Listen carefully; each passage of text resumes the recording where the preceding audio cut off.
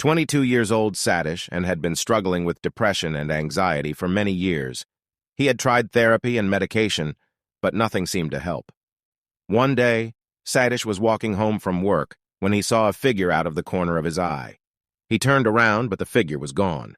Sadish dismissed it as his imagination, but then he started seeing the figure more and more often.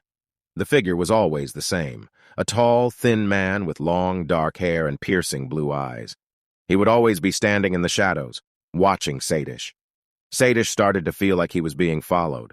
One night, Sadish was woken up by a noise. He got out of bed and went to investigate.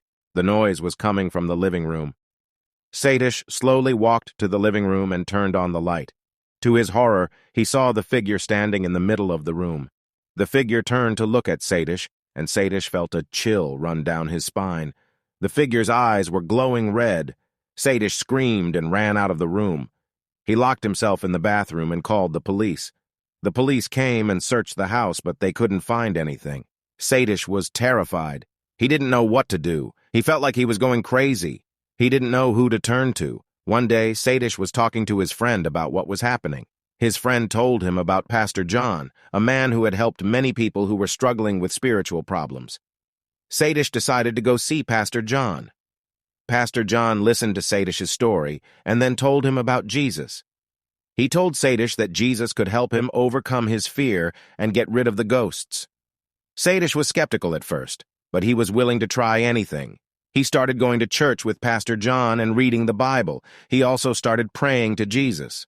Over time, Sadish started to feel better. The ghosts stopped haunting him, and he was able to sleep through the night. He was no longer afraid. Sadish is now a Christian, and he is grateful to Pastor John for helping him. He knows that Jesus has redeemed him, and he is now at peace. This is just one example of how Jesus can help people who are struggling with spiritual problems.